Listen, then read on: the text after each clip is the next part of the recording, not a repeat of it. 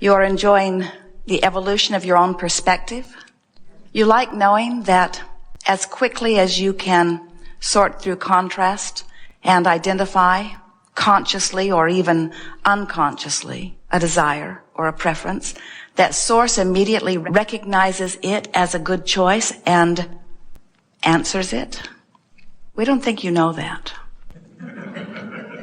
So we've come to remind you that you are leading edge creators, extensions of pure positive source energy. And you've come forth into this time-space reality specifically for the purpose of experiencing firsthand from your genius perspective contrast. Because you and all that is source understands that when you move through contrast from your powerful, personal, selfish perspective, that preferences will be identified by you, this leading edge point of consciousness. And when that preference, which is so honored, so respected, so adored, concludes anything, big or small, source says, you should know.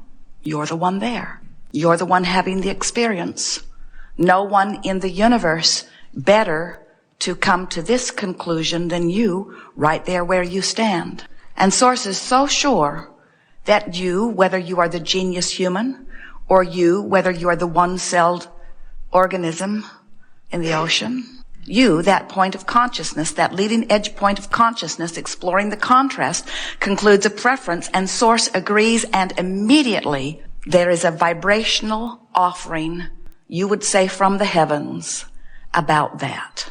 That's why we say, when you ask, it is always given every single time. So in that moment, a perspective is formed, and it's a perspective that includes you, leading edge genius creator, and source's undivided agreement with your conclusion.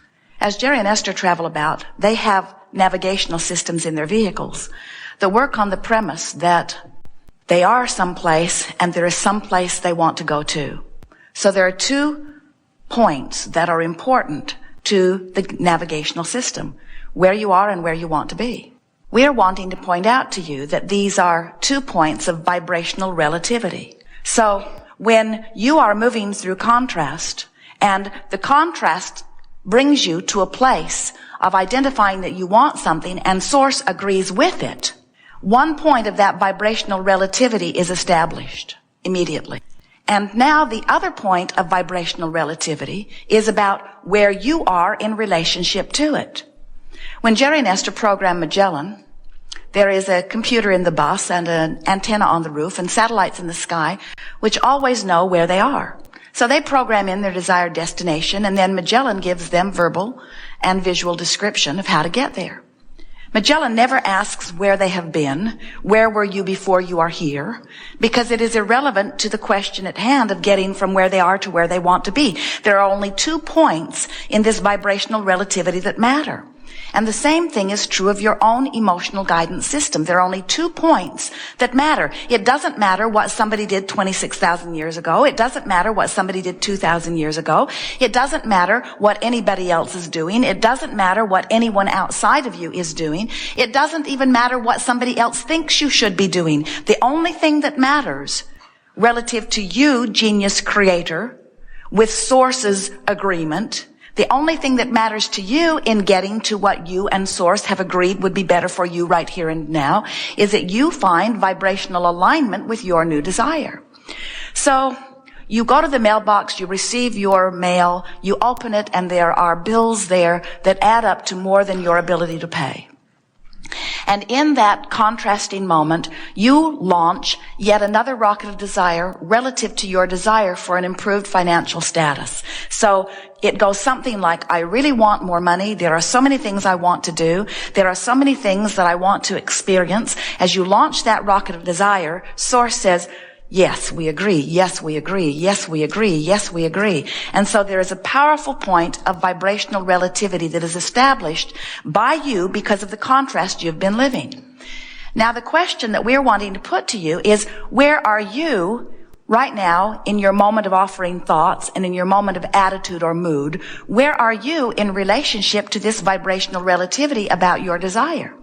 If you are discouraged, you're nowhere near it. If you are excited, you're right on it.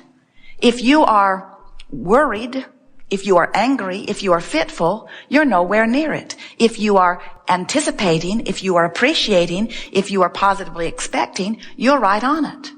So the thing that we want you to understand is that without you doing anything that you would call worthy-based or earning-based, you have already set all of that into motion before you even got here. You are genius creators who are liquid love, who are adored by that which you call God, who are an extension of that which we call source energy.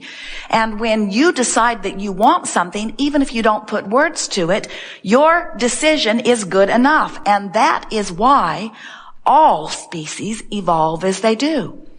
Don't you think it's a wonderful thing when you think about it, that everyone having experience is in the place of knowing best what's best for them? Jerry and Esther were sitting in a Subway sandwich shop one day, and Esther was reading the wallpaper on the wall. And there was a story about the subway, or the system of transportation in New York City when it was established. And there was a period of time when the system was not working, and the mayor of the city decided that it would be better, rather than trying to orchestrate the plan, they would let the people figure their best way of getting there. And we say it is always best to let those who are out there having the personal experience decide their best way of accommodating themselves.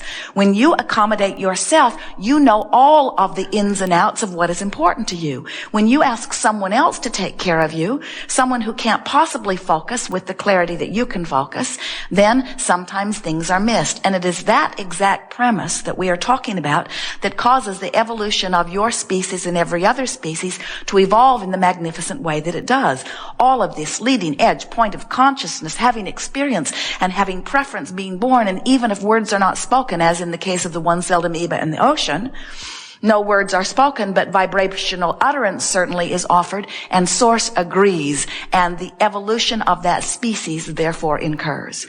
The difference between the one-celled amoeba in the ocean and the human genius is that when the one-celled amoeba in the ocean offers a preference and source agrees, that one-celled amoeba offers no resistance whatsoever to its own conclusion of what would be better. And so its desire is satisfied immediately. Where humans, bless your hearts, often experience a contrasting experience, launch endless rockets of desire, which source agrees with, circumstances and events are immediately lined up in order to bring you anything and everything that you want. But sometimes you stand still in your justifying position of why you wanted it to begin with.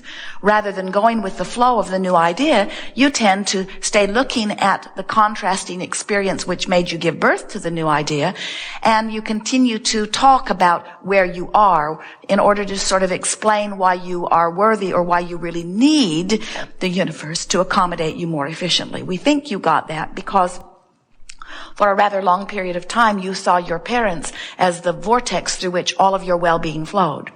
And you learned that if you could plead a needy case long enough, that your mother would finally cave in and give you what you wanted. But she did a disservice when she caved in, because she showed you something that is not the way the universe works. The universe does not cave in and grant your desires based upon how complaining you are, or how justified you are, or how needed you are. The universe grants your wishes based upon how vibrationally compliant you are, how much in vibrational alignment you are. This is a vibrational universe, and it's based upon law of attraction. And law of attraction says that which is likened to itself is drawn. Set your radio dial on 6:30 a.m. and you will receive the broadcast on 6:30 a.m. You cannot receive what's being broadcast on 98.7 FM. They are different frequencies. So when you have launched a rocket that says plenty of more money, and you're beating the drum that says not enough money, your vibrational frequencies are in serious discord, and you are not in the position of receiving what you're asking for.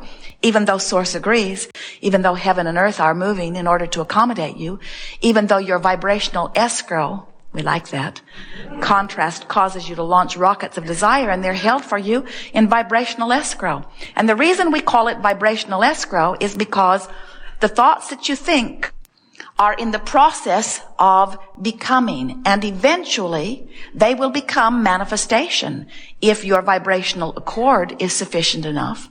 First there is thought, then there is thought form, then there is that which you call physical manifestation. So when you launch any thought about things wanted or not wanted, it moves into that which we are calling vibrational escrow, and it begins to amass energy. It begins to take form. Now, you don't have to worry about it immediately manifesting in your experience. You may have noticed that, because more than 99% of your vibrational work is done, and your vibrational alignment has taken place before you begin to receive evidence of it. And so you might say that as you're moving through an ornery experience, you're launching all kinds of things into vibrational escrow that when you find vibrational harmony with them enough that they manifest, you're not going to like them.